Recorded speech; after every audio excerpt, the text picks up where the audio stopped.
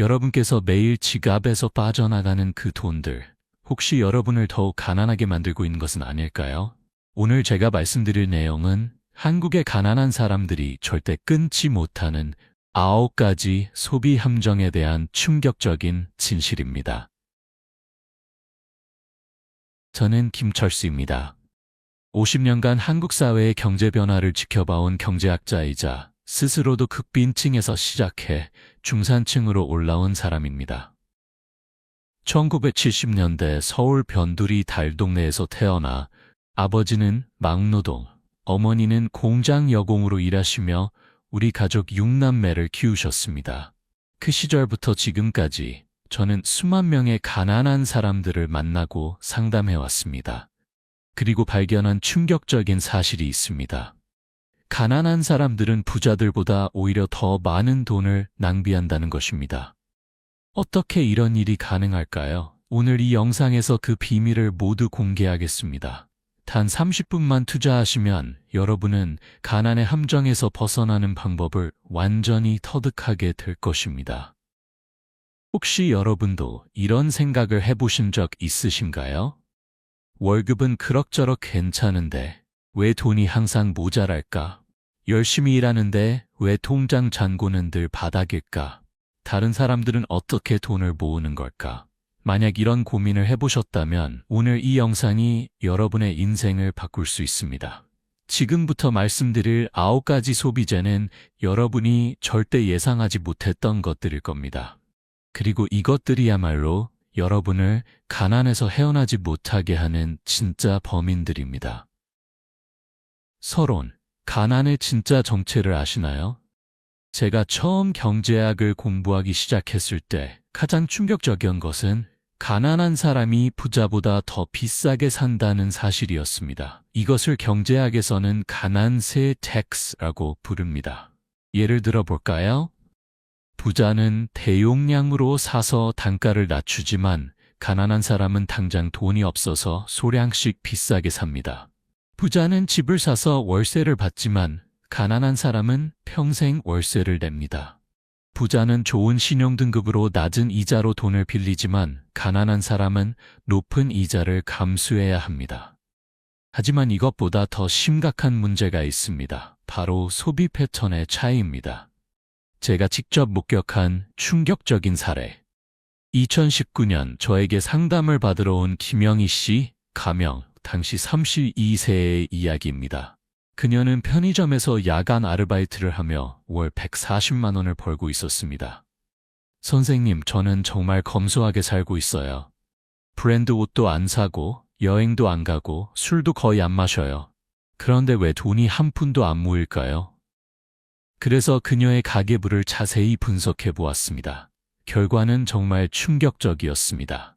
편의점 도시락과 김밥 월 38만 원, 커피와 음료수 월 15만 원, 담배 월 13만 원, 택시비 월 22만 원, 휴대폰 요금 월 8만 원, 각종 구독 서비스 월 12만 원, 이것만 해도 월 108만 원이었습니다.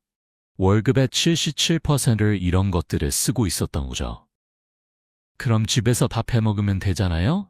라고 물었더니 시간이 없어요.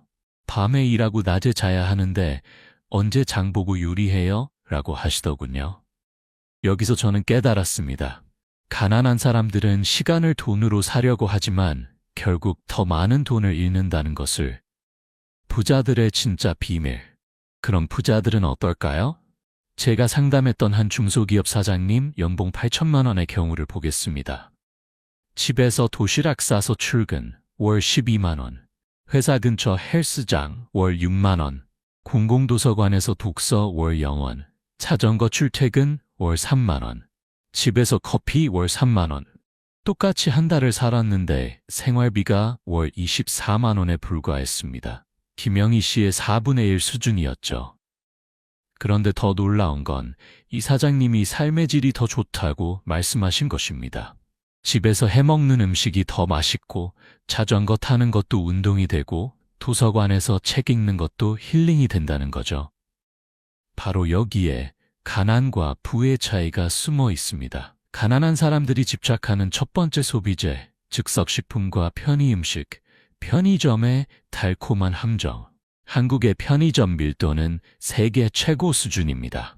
어디를 가든 편의점이 있고 24시간 언제든 뭔가를 사 먹을 수 있죠. 하지만 이 편리함 뒤에는 무서운 함정이 숨어 있습니다. 제가 실제로 조사한 바에 따르면 한국의 저소득층이 편의점에서 쓰는 돈은 월 평균 35만 원입니다. 이게 얼마나 큰 돈인지 계산해 보겠습니다. 편의점 도시락 하나 3,500원, 5,500원. 집에서 만든 도시락 1,200원, 2,000원.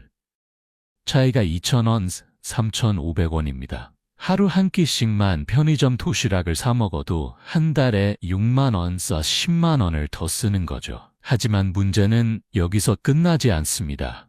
편의점에 가면 도시락만 사지 않잖아요. 음료수 1,500원, 3,000원. 과자나 디저트 1,000원, 4,000원. 아이스크림 1,000원, 2,500원. 생활용품 2,000원서 5,000원. 한 번 편의점에 가면 평균 8,000원, 15,000원을 씁니다. 하루에 2번만 가도 한 달에 48만 원입니다. 배달음식의 무서운 진실. 코로나19 이후 배달음식 시장이 폭발적으로 성장했습니다. 특히 1인 가구와 맞벌이 부부들 사이에서 배달음식은 필수가 되었죠. 하지만 배달음식의 실제 비용을 계산해 보신 적 있으신가요? 치킨 한 마리 배달 23,000원, 치킨값 8,000원, 배달료 3,000원, 플랫폼 수수료 2,000원. 집에서 치킨 만들기 7,000원. 닭 한 마리 4,000원, 튀김가루와 양념 2,000원, 기름과 부재료 1,000원, 차이가 16,000원입니다. 그래도 집에서 치킨 튀기는 건 너무 번거로워요 라고 하실 분들도 계실 겁니다. 맞습니다.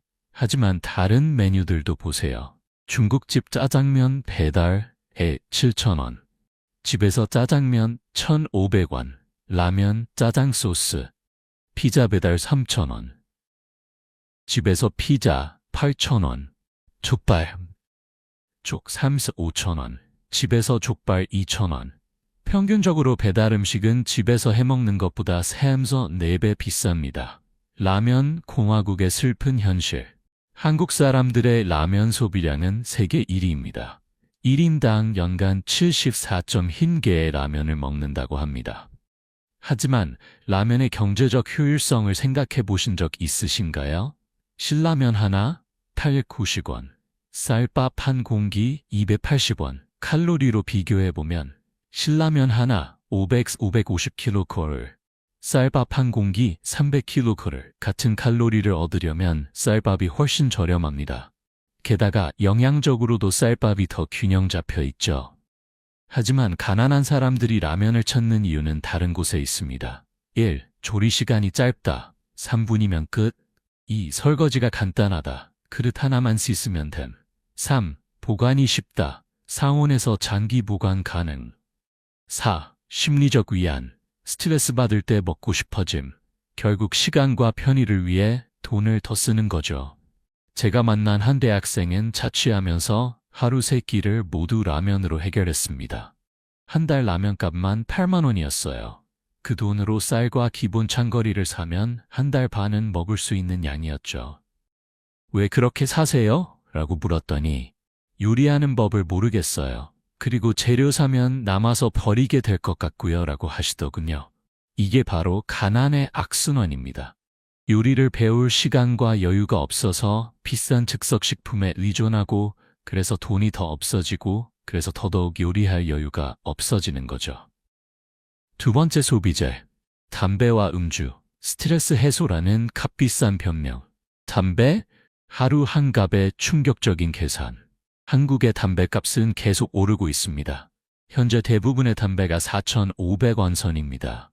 하루 한 갑씩 피우는 흡연자라면 하루 4,500원, 한 달 135,000원, 1년 1,620,000원, 10년 16,200,000원, 10년이면 1,620만 원입니다. 이 돈이면 뭘 할 수 있을까요?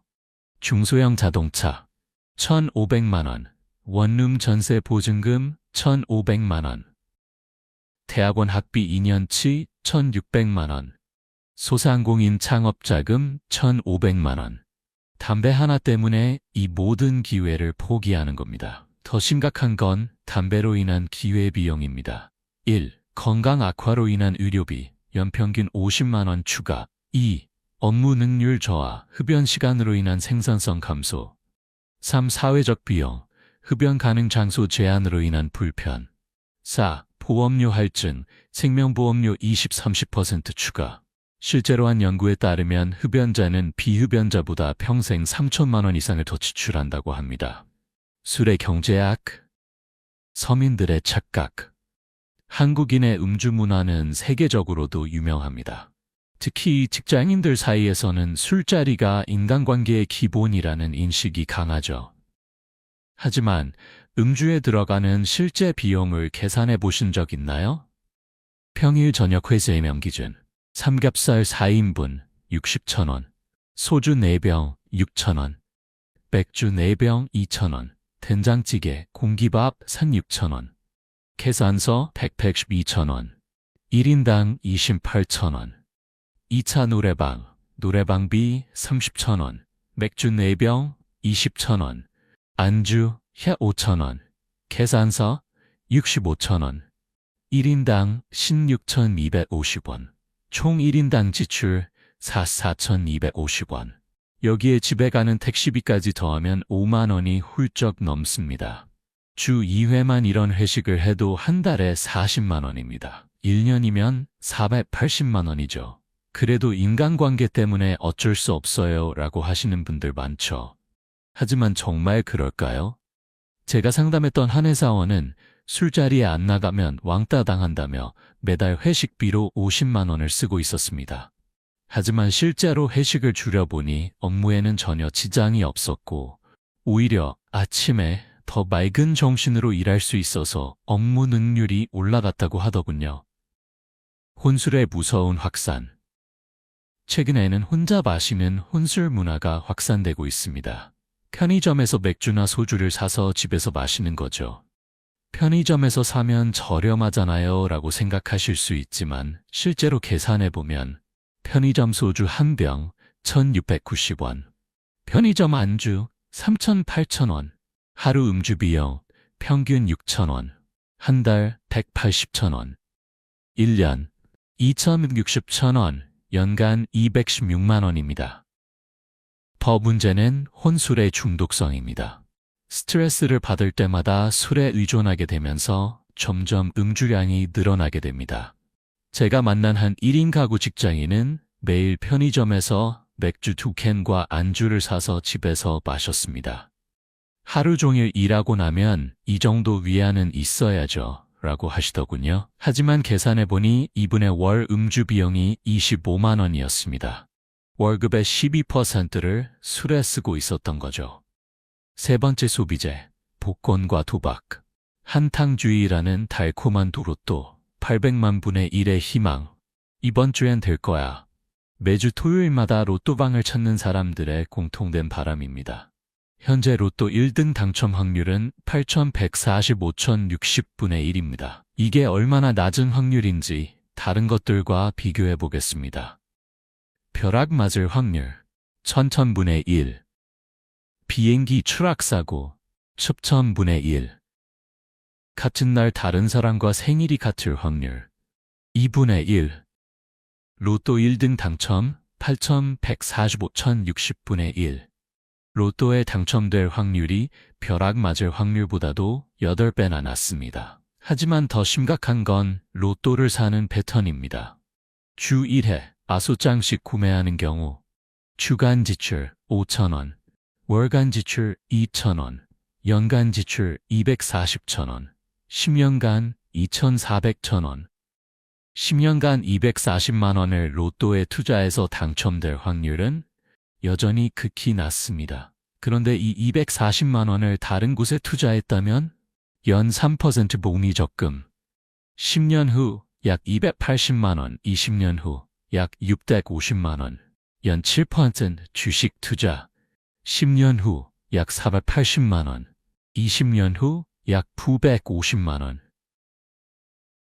확실하게 돈을 늘릴 수 있는 방법이 있는데도 불확실한 로또에 매달리는 이유는 뭘까요? 바로 절망감 때문입니다. 절망이 부르는 도박, 가난한 사람들이 도박에 빠지는 가장 큰 이유는 정상적인 방법으로는 절대 부자가 될 수 없다는 절망감입니다. 월급 200만 원 받는 사람이 매달 50만 원씩 저축해봤자 1억 모으는데 16년이 걸립니다. 하지만 복권이나 도박에서 한 번만 대박나면 인생이 바뀔 수 있다고 생각하는 거죠. 문제는 이런 한탕주의가 현실적인 저축과 투자를 포기하게 만든다는 점입니다.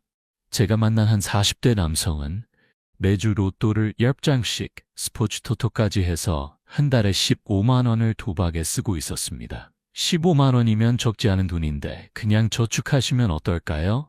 라고 물었더니 15만 원 저축해서 뭐 하겠어요? 몇십 년 모아봤자 고작 몇 천만 원인데요. 차라리 한 번에 대박날 가능성에 거는 게 낫죠? 라고 하시더군요. 하지만 계산해보면 도박 15만 원, 그 일비월 10년 1,800만 원. 당첨 가능성 거의 적금 15만 원을 연 3% 복리로 10년 약 2,080만 원. 확실히 돈을 늘리는 방법이 있는데도 불확실한 도박을 선택하는 거죠. 온라인 도박의 무서운 확산. 최근에는 스마트폰으로 할 수 있는 온라인 도박이 큰 문제가 되고 있습니다. 스포츠 베팅, 카지노 게임, 심지어 주식을 도박처럼 하는 주린이들까지. 온라인 도박의 가장 무서운 점은 1. 접근성. 24시간 언제든지 스마트폰으로 2. 은밀성. 주변에서 모르게 할 수 있음. 3. 중독성. 잃으면 잃을수록 더 큰 돈을 걸게 됨. 4. 속도. 빠른 시간 안에 큰 돈을 잃을 수 있음. 제가 상담했던 한 20대 청년은 3개월 만에 적금 500만 원을 모두 온라인 카지노에서 잃었습니다. 처음에는 10만 원으로 시작했어요. 그런데 50만 원을 따고 또 100만 원을 따니까 이거 진짜 쉽네 싶었어요. 그래서 더 큰 돈을 걸었는데 하룻밤 사이에 모든 걸 잃었어요. 도박의 무서운 점은 초기에 따게 해준다는 것입니다. 그래서 내가 도박을 잘하는구나 착각하게 만들고 점점 더 큰 돈을 걸게 하죠. 네 번째 소비재, 브랜드 옷과 액세서리. 허영이라는 값비싼 대가, 명품 콤플렉스의 진실. 한국은 세계에서 명품 소비율이 가장 높은 나라 중 하나입니다. 특히 20, 30대 여성들의 명품 가방 소유율은 70%가 넘는다고 합니다. 문제는 이런 명품들을 할부로 사는 사람들이 많다는 점입니다. 루이비통 가방 하나 250만 원, 24개월 할부 월 10만 8천 원, 이자 포함식 60만 원. 월급 200만 원 받는 사람이 가방 할부로 월 11만 원을 낸다면 수입의 5.5%들을 가방 하나에 쓰는 셈입니다. 더 큰 문제는 명품 하나를 사면 전체 스타일을 맞춰야 한다는 압박감입니다. 명품 가방 250만 원, 명품 지갑 80만 원, 명품 신발 120만 원, 명품 액세서리 150만 원, 총 600만 원입니다. 그래도 명품은 오래 쓸 수 있잖아요 라고 하시는 분들도 계십니다. 하지만 실제로는 그렇지 않습니다.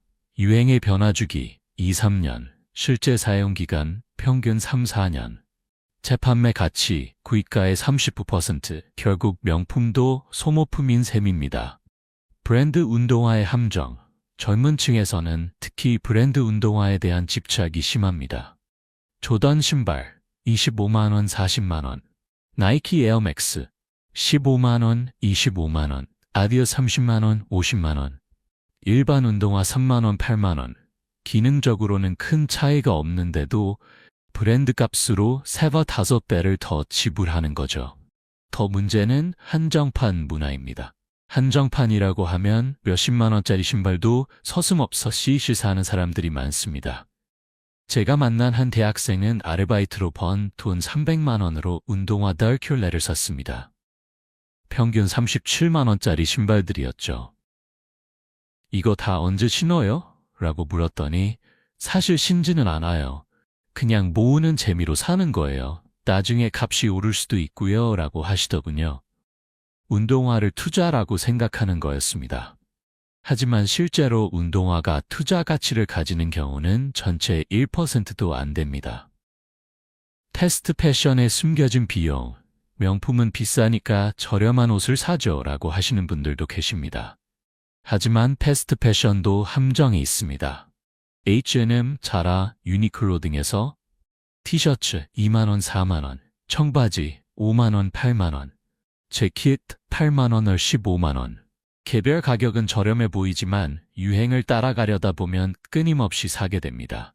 제가 조사한 바에 따르면 20, 30대 여성들이 패스트 패션에 쓰는 돈은 월 평균 12만원입니다. 1년이면 144만원이죠. 더 심각한 건 품질입니다.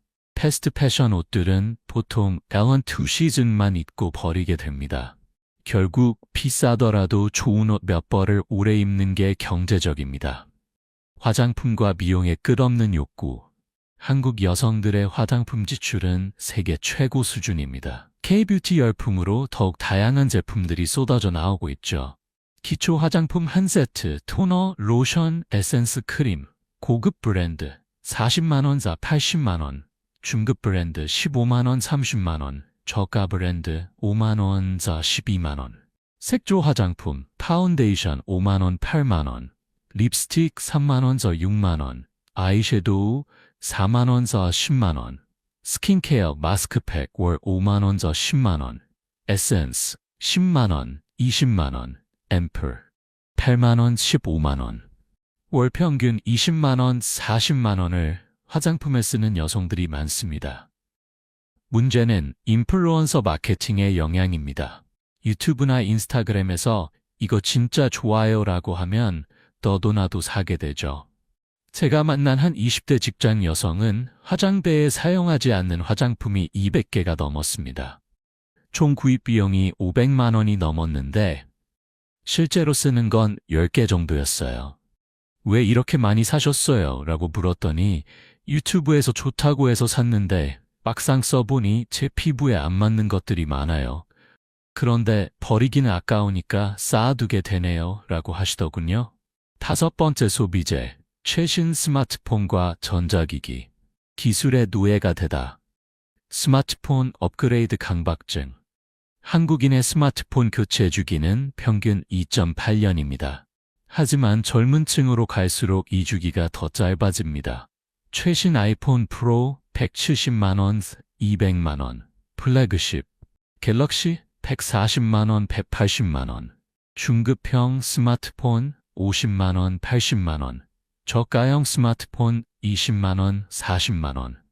기능적으로 따져보면 80만원짜리 스마트폰이면 일반인이 사용하기에 충분합니다. 하지만 대부분 최신 플래그십을 원하죠. 더 문제는 할부입니다. 아이폰 14 프로는 24개월 할부, 월 할부금 7만 5천 원, 24개월 총 납입 180만 원, 이자 연 15%, 총 27만 원, 실제 지불액 207만 원, 할부 이자까지 더하면 27만 원을 더 내는 셈입니다. 그런데 더 큰 문제는 2년 후입니다. 할부가 끝날 무렵 새로운 모델이 나오면서 또다시 업그레이드를 하게 되죠. 이렇게 되면 평생 스마트폰 할부에 묶여 살게 됩니다. 불필요한 전자기기들의 유혹. 스마트폰 외에도 현대인들을 유혹하는 전자기기들이 너무 많습니다. 태블릿 40만원, 150만원, 노트북 60만원, 300만원, 데스크톱 100만원, 500만원, 게임기 40만원, 70만원, 스마트워치 30만원, 100만원, 무선 이어폰 20만원, 40만원, 스마트 TV 60만원, 200만원, 각각은 필요해 보이지만 다 합치면 500만원, 1000만원이 넘습니다. 더 심각한 건 업그레이드 사이클입니다. 이런 기기들이 각각 2, 3년마다 새 모델이 나오면서 계속 바꾸고 싶어지죠. 제가 만난 한 대학생은 다음과 같은 전자기기를 가지고 있었습니다. 아이폰 13, 120만원, 맥북 프로 250만원, 아이패드 80만원, 에어팟 30만원, 플레이스테이션 5, 60만원, 닌텐도 스위치 35만원, 갤럭시 워치 40만원, 총 65만원어치였습니다. 그런데 아르바이트로 버는 돈은 월 80만원이었어요. 거의 다 할부와 대출로 산 거였죠. 이거 다 필요한가요? 라고 물었더니 맥북은 과제할 때 쓰고 아이패드는 전자책 볼 때, 플스는 게임하고 다 쓰는데요? 라고 하시더군요. 하지만 실제로는 대부분의 기능을 스마트폰 하나로도 할 수 있었습니다. 구독 서비스의 무서운 축적. 최근에는 각종 구독 서비스도 큰 부담이 되고 있습니다. 넷플릭스 월샵 7,000원, 유튜브 프리미엄 월 4,900원, 스포티파이 월 10,900원, 애플 뮤직 월 10,900원, 디즈니 플러스 월 9,900원, 웨이브 월 13,900원, 멜론 월 10,900원, 총 월 구독료 약 10만원, 연간 120만원. 하나하나는 부담스럽지 않아 보이지만 쌓이면 상당한 금액이 됩니다. 더 문제는 중복입니다. 음악 서비스를 두서 3개씩 쓰거나 영상 서비스도 여러 개를 동시에 구독하는 경우가 많아요. 제가 조사한 한 직장인은 총 15개의 구독 서비스를 이용하고 있었고 월 구독료만 18만 원이었습니다. 본인도 정확히 뭘 구독하고 있는지 모를 정도였어요. 6번째 소비재, 배달음식과 외식, 편리함이라는 값비싼 선택, 배달앱의 달콤한 유혹, 코로나19 이후 배달앱 사용이 폭발적으로 증가했습니다. 배달의 민족, 요기요, 쿠팡이츠 등 언제든 클릭 몇 번으로 음식을 주문할 수 있죠. 하지만 배달음식의 실제 비용을 아시나요? 치킨 한 마리, 매장 직접 구매, 8,000원, 배달 주문, 이입 2,000원, 배달료 3,000원, 플랫폼 수수료 2,000원, 총 비용 27,000원, 실제로는 50% 더 비싼 거죠. 중국집 짜장면, 매장 직접 6,000원, 배달 주문 7,500원, 배달료 3,000원, 총 비용 10,500원. 짜장면 하나에 10,000원이 넘게 되는 겁니다. 더 심각한 건 배달앱의 심리적 유혹입니다. 1. 최소 주문 금액. 혼자 먹기엔 많은 양을 시키게 됨. 2. 쿠폰과 할인. 지금 주문하면 5,000원 할인. 같은 유혹. 3. 편리함. 집에서 나가지 않아도 됨. 4. 다양성. 수백 가지 메뉴 중 선택 가능. 결국 더 자주, 더 많이 시키게 되는 거죠. 제가 상담했던 한 1인 가구 직장인의 배달앱 사용 내역을 보면 치킨, 주 2회 25,000원, 월 200,000원. 중국집 주 1회 시 5,000원 콜, 월 60,000원. 피자 월 2회 3,000원, 에콜, 월 6,000원. 기타 배달음식 월 100,000원, 월 총 배달비 420,000원. 월급 250만 원에서 배달음식만 42만 원, 즉 16.8%를 쓰고 있었습니다. 외식비에 숨겨진 함정. 한국의 외식 문화는 단순히 음식값만으로 끝나지 않습니다. 특히 술자리 문화가 큰 부담이 되죠. 평일 회식 4인 기준 1차 삼겹살 소주 10만원, 1인당 2.5만원. 2차 맥주 치킨 6만원, 1인당 2.5만원. 3차 노래방 4만원, 1인당 2만원. 1인당 총 5만원. 여기에 집에 가는 대리운전비 3만원까지 더하면 총 8만원입니다. 주 1회만 회식해도 월 32만원, 1년이면 384만원입니다. 주말 외식도 만만치 않습니다. 브런치 카페, 1인당 2만원, 3만원. 이탈리안 레스토랑, 1인당 3만원, 5만원. 한식당, 1인당 2만원, 4만원. 일식당, 1인당 4만원, 8만원. 데이트나 가족 모임으로 주말마다 외식하면 월 20만원, 30만원은 기본입니다. 카페 문화의 경제적 부담. 한국은 세계에서 카페 밀도가 가장 높은 나라 중 하나입니다. 특히 스타벅스 같은 프랜차이즈 카페 이용률이 매우 높죠. 스타벅스 아메리카노 4,600원, 카페라떼 5,600원, 프라푸치노 6,300원, 7,800원.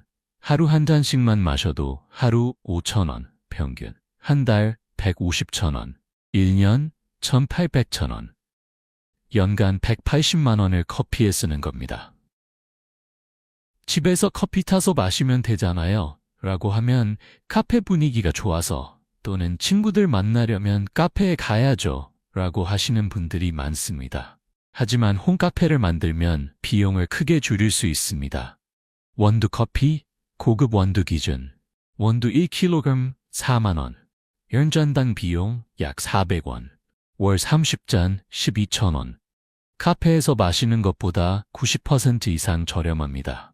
7번째 소비재, 고금리 대출과 신용카드, 돈을 빌려 쓰는 위험한 습관, 신용카드의 달콤한 함정.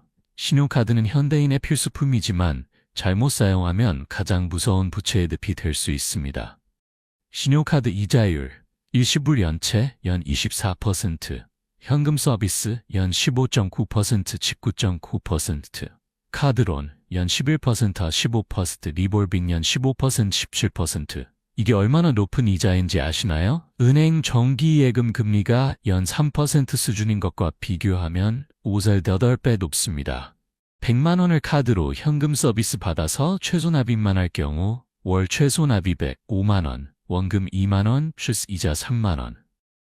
완전 상환 기간 약 24개월, 총 이자 약 60만 원. 100만 원 빌려서 160만 원을 갚는 거죠. 더 심각한 건 카드 돌려막기입니다. A카드로 B카드 결제하고 B카드로 C카드 결제하는 식으로 빚이 눈덩이처럼 불어나는 거예요. 제가 상담했던 한 30대 직장인의 경우 카드 A 한도 300만 원 만액 사용, 카드 B 한도 200만 원 만액 사용, 카드 C 한도 150만 원 만액 사용, 총 카드빚 650만 원, 월 최소 납입액 32만 원, 월급 280만 원, 월급의 11.4%를 카드 이자로만 내고 있었습니다. 원금은 전혀 줄어들지 않는 상태였죠. 마이너스 통장의 함정, 마이너스 통도 대출도 위험합니다. 언제든 자유롭게 쓸 수 있다는 편리함 때문에 많은 사람들이 이용하지만 이자는 만만치 않습니다. 마이너스 통장 이자율 연 3.5% 8%. 1,000만 원 한도의 마이너스 통장을 만액 사용할 경우 연 이자 35만 원, 80만 원, 월 이자 약 3만 원, 7만 원, 매달 이자만 3조 7만 원씩 나가는 거죠. 게다가 마이너스 통장은 원금 상환 압박이 없어서 계속 빚진 상태로 살게 됩니다. 급전 대출의 무서운 현실, 돈이 급히 필요할 때 찾게 되는 급전 대출들의 이자율을 보면 제1금융권, 은행, 신용대출 연 3% 12%, 마이너스 통장 연 3%는 8%, 제2금융권, 저축은행, 신용대출 연 8% 15%, 카드론 연 10% 15%, 제3금융권, 신용대출 연 12% 20%, 대부업체, 신용대출 연 20% 24% 법정 최고금리, 불법 사채, 이자율 연 50%타 200%. 가난할수록 더 높은 이자를 내야 하는 역설적 상황이 벌어집니다. 제가 만난 한 자영업자는 코로나19로 매출이 줄어들면서 생계비 마련을 위해 다음과 같이 대출을 받았습니다. 은행 신용대출 1,000만 원 연 12%, 저축은행 500만 원, 캐피털 300만 원 22%, 대부업체 200만 원 연 24%, 총 대출액 2천만 원, 연이자 약 320만 원, 월이자 약 27만 원, 월 배출이 300만 원인데 이자만 27만 원씩 내야 했습니다. 결국 이자를 내기 위해 더 높은 이자의 대출을 받게 되는 악순환에 빠졌죠. 할부에 숨겨진 비용. 무이자 할부라는 말에 속아서는 안 됩니다. 진짜 무이자인 경우는 거의 없어요. 자동차 할부, 차량 가격 3천만 원, 60개월 할부 시 월 60만 원, 카인 60개월 3,600만 원, 숨겨진 이자 600만 원 연 6.7%, 가전제품 할부, 냉장고 200만 원, 24개월 할부 시 월 9만 원, 24개월 226만 원, 숨겨진 이자 16만 원. 겉으로는 무이자라고 하지만 실제로는 제품 가격에 이자가 포함되어 있는 경우가 대부분입니다. 8번째 소비재, 과도한 교육비와 학원비. 미래를 위한다는 명목의 과소비, 사교육의 블랙홀. 한국의 사교육비 지출은 전 세계 최고 수준입니다. 2023년 통계청 발표에 따르면 한국 가계의 월 평균 사교육비는 32만 원이라고 합니다. 하지만 실제로 조사해보면 이보다 훨씬 높습니다. 중학생 자녀 한 명 기준 수학학원 월 20만 원, 영어학원 월 18만 원, 국어학원 월 15만 원, 과학학원 월 12만 원, 개별 과외 월 40만 원, 총 월 사교육비 105만 원. 고등학생이 되면 더욱 늘어납니다. 종합반 학원 월 50만 원, 개별 과목 학원 월 30만 원, 과외 월 60만 원, 인터넷 강의 월 10만 원, 교재비 월 5만 원, 총 월 사교육비 155만 원, 연간 1,860만 원입니다. 월급 400만 원인 가정에서 자녀 교육비로 155만 원을 쓴다면 30.75%를 교육비에 쓰는 셈입니다. 성인 교육비의 함정 취업준비생들의 교육비도 만만치 않습니다. 공무원 시험 준비, 종합반 학원, 월 35만 원 가임 혈비 개월 420만 원, 개별 과목 월 15만 원 달 6개월 90만 원, 인터넷 강의 연 50만 원, 교재비 연 30만 원, 총 비용 590만 원. 토익 토플 준비, 토익 학원 월 25만 원 6개월 150만 원. 토플 학원 월 35만 원 달 3개월 105만 원. 개인 과외 시간당 5만 원, 단주 2회 칼 24주 240만 원. 총 비용 495만 원. IT 관련 자격증, 커말 학원 월 20만 원 클 2개월 40만 원. 정보 처리 기사 월 30만 원 4개월 120만 원. 코딩 부트캠프 500만 원. 총 비용 660만 원. 합계 1,745만 원. 문제는 이런 교육 투자가 확실한 수익을 보장하지 않는다는 점입니다. 제가 상담했던 한 20대 청년은 3년간 공무원 시험을 준비하면서 학원비로 1,200만 원을 썼지만 결국 합격하지 못했습니다. 그 돈으로 작은 사업을 시작했다면 더 나은 결과를 얻을 수도 있었을 텐데 말이죠. 온라인 강의 수집 중독. 최근에는 온라인 강의 플랫폼들이 인기를 끌면서 새로운 문제가 생겼습니다. 바로 강의 수집 중독입니다. 주요 온라인 강의 플랫폼, 패스트 캠퍼스, 강의당 10만원, 100만원, 인프런, 강의당 3만원, 15만원, 유데미, 강의당 2만원, 10만원, 클래스 1, 강의당 5만원, 20만원. 나중에 도움될 것 같아서 또는 할인할 때 사둬야지 하는 마음으로 강의들을 계속 구매하게 됩니다. 제가 만난 한 직장인은 온라인 강의를 147개나 구매했습니다. 총 구매 금액이 580만 원이었는데 실제로 완주한 강의는 5개뿐이었어요. 왜 이렇게 많이 사셨어요? 라고 물었더니 계속 새로운 게 나오고 할인 이벤트가 있으면 놓치기 싫어서 샀는데 막상 들으려니 시간이 없더라고요 라고 하시더군요. 강의 하나당 완주율이 3.4%인 셈입니다. 어학연수와 유학의 환상 어학연수도 큰 지출 중 하나입니다.